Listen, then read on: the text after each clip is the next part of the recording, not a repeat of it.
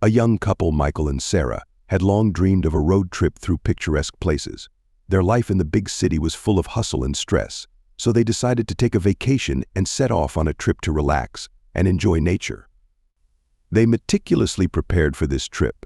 Michael checked the car at the service station to ensure the journey's safety. Sarah made a list of interesting places they wanted to visit and marked them on the map.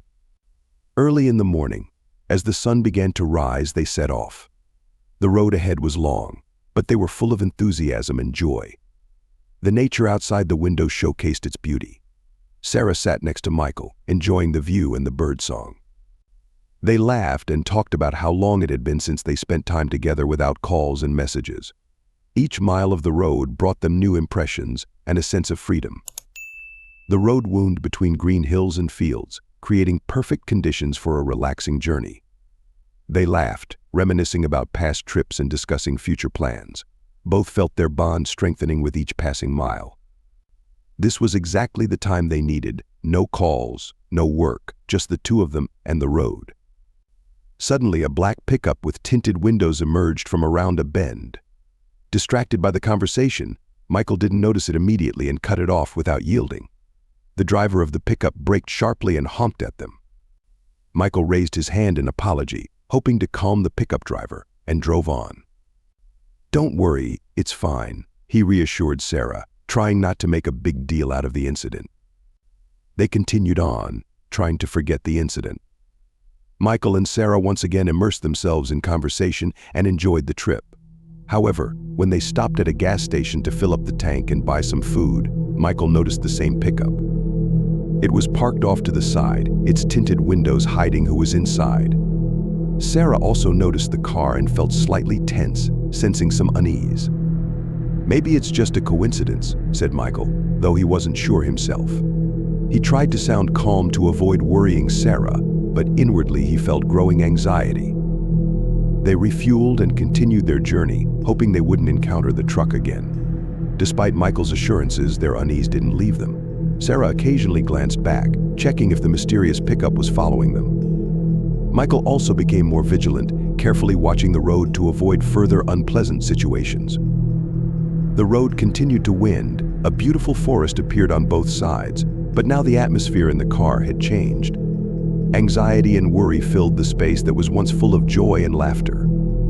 Michael and Sarah drove silently, each lost in their thoughts, hoping it was indeed just a coincidence and that a calm and safe journey awaited them ahead. By evening, they had found a cozy hotel in a small town and decided to spend the night there. The hotel looked like a typical place for weary travelers, a small house with several rooms surrounded by green shrubs. Michael and Sarah checked in with an elderly hostess who gave them keys to a room on the second floor with a discontented look. Tired after a long day, they went upstairs and couldn't fall asleep for a while, discussing the incident on the road. The night passed peacefully. Thick curtains on the windows blocked out the light, and the room was pleasantly dark. Sarah fell asleep mid-conversation, while Michael lay for a while, listening to the sounds of the old house creaking in the wind.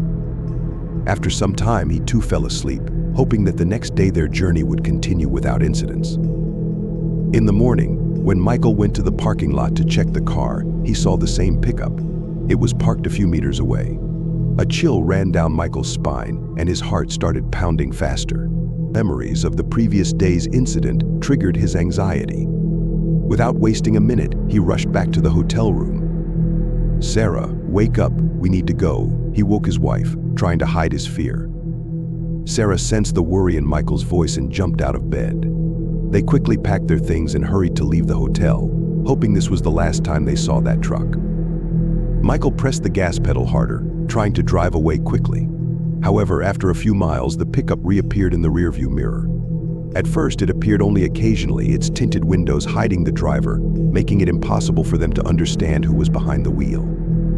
The driver didn't try to make contact, he just followed them, always staying at a distance but close enough to be noticed. At first, they hoped it was a random coincidence that the truck was simply heading in the same direction as they were. But with each hour, the situation became increasingly sinister. The pickup appeared at the most unexpected moments. Sometimes they could drive for several hours, enjoying the scenery and talking, when suddenly the familiar silhouette would appear again in the rearview mirror. Michael and Sarah started to feel fear slowly gripping their hearts.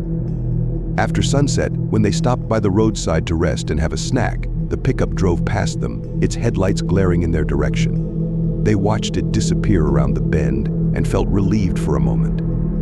But a few minutes later, the pickup turned around and started approaching them again. Michael quickly started the car, and they drove off, no longer hiding their fear. "Why is he following us? We didn't do anything." Sarah panicked, her voice trembling with tension. "I was wrong in that situation, but this is too much. We need to find a way to get rid of him," Michael replied, trying not to show his fear. He tried to speak confidently to calm Sarah, but deep down, he was gripped with terror. At some point, the situation worsened, and the pickup not only followed them but also began to cut them off. The driver acted aggressively, pushing them to the roadside and forcing Michael to make sharp maneuvers. It was like a cat and mouse game, but the stakes were too high. Several times Michael nearly lost control of the car, and only thanks to his experience, he managed to avoid an accident. One of the scariest moments occurred on a winding mountain road. The pickup suddenly appeared behind them and started tailgating, its headlights blinding Michael through the rearview mirror. The road was narrow, with a steep slope on one side and a cliff on the other. Michael tried not to panic and kept the car on the road, but the pickup didn't back off. At one point, the pickup got too close and pushed their car towards the edge of the cliff. Michael barely managed to keep the car on the road, miraculously avoiding a fall into the abyss. In that moment, he managed to accelerate and escape the chase. They drove for several miles, constantly looking back, and finally reached the nearest small town. In a state of extreme stress, they decided to go to the police. With fear in their eyes, they recounted what had happened to them. The sheriff, listening attentively, assured them that he would investigate. After filling out the necessary paperwork and describing the car that was following them, Michael and Sarah hoped they could now continue their journey without fear. After visiting the police, Michael and Sarah felt some relief. They decided to stay overnight in the town to rest and recover. The hotel they stayed at was cozy and quiet. They managed to get some sleep at night and woke up in the morning with new hope for a peaceful continuation of their journey. The next day was relatively calm. They enjoyed the views, made stops at scenic spots, took photos, and began to feel the joy of traveling again. Each time they stopped, Michael checked the mirrors, expecting to see the pickup, but it was nowhere to be seen. It seemed like the nightmare was finally over. However, their peace was deceptive. On the third day after their visit to the police, when they had almost forgotten their anxiety, the pickup appeared again in the rearview mirror. Michael noticed it immediately, and his heart froze. "Sarah, it's here again," he shouted, panic evident in his voice. "What do we do? We've already been to the police," exclaimed Sarah, tears welling up in her eyes. Michael increased the speed, hoping they could escape the chase again. But this time, the pickup was more persistent. It followed them at every turn, giving them no chance to shake it off. Fear and despair once again gripped Michael and Sarah, turning their journey into an endless nightmare. On a straight stretch of road, the pickup caught up with them and began cutting them off, trying to push them off the road. Michael had to make sharp maneuvers to avoid a collision. The pickup driver acted aggressively, not giving them a chance to drive calmly. They raced down the road, taking turns at high speed, trying not to lose control. After driving like this for a couple of miles, a roadside cafe appeared around a bend. Michael turned the wheel and headed towards the parking lot. He decided to stop, hoping that in a crowded place, the pursuer would leave them alone. The pursuing truck slowed down a bit, drove past, and disappeared around the bend. They quickly ran inside, feeling their hearts pound with fear. Sitting at a table by the window, the frightened couple watched the car drive away. "He won't stop until we do something," said Sarah, her voice full of despair. "What should we do?" "Apologize to him for nearly killing us." "We need to go to the police again," Michael replied. A few minutes later, the pickup returned and parked near their car. After a couple of minutes, it revved up, raised a lot of dust, and drove away again. This further terrified the young couple. After sitting for about half an hour, making sure the pursuer was nowhere to be seen, and catching their breath, they got back on the road, hoping to quickly reach the police station. According to the map, the next town was 10 miles away. After driving a couple of miles, Michael saw the pickup in the mirror again, approaching at high speed. Michael knew he had to find a way to end this nightmare, but he had no idea how. Fear became their constant companion, and their journey, which was supposed to be joyful and carefree, turned into a terrifying game of survival. Michael decided to turn off the main road onto a narrower rural road, hoping to throw the pursuer off their trail. But the pickup seemed to know their every move. It appeared behind them a few minutes later. It was already getting dark when they saw an abandoned farm ahead and decided to hide there. Driving onto the farm property, they turned off the engine and hid in an old barn. Michael quietly told Sarah to stay silent. The pickup drove up to the farm and stopped. The headlights pierced the darkness, casting shadows on the barn walls. After a minute, the engine noise stopped and silence filled the air, broken only by their breathing and the pounding of their hearts. "Breathe quietly," Michael whispered, holding Sarah tightly against his chest. Outside, they heard footsteps approaching the barn. The door creaked, and someone stepped inside. Against the light from the headlights, they saw the silhouette of a man. He was holding something that looked like a large knife. Michael and Sarah froze, trying not to breathe. The man glanced around the barn and started moving towards an old tractor they were hiding behind. Suddenly, in the distance, the sound of police sirens was heard. Uncertain about what to do, the man quickly left the barn. They then heard the car speeding away from the farm. Those few minutes felt like an eternity for the young couple. Sarah began to cry, her hands shaking with fear, and Michael tried to comfort her as best he could. They decided to stay in the barn until morning, afraid to leave. When the first rays of sunlight illuminated the farm, Michael looked outside to make sure no one was there. They emerged from their hiding place and returned to their car.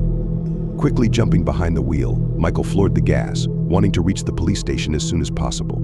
Arriving in town, they caught their breath, hoping the police would help them. After hearing their story, the police organized a patrol of the area to find their pursuer. However, the search yielded no results. Michael and Sarah decided to end their journey and head home. As they drove back, their feelings were mixed. On one hand, they were glad it was over. On the other hand, fear still lingered deep inside.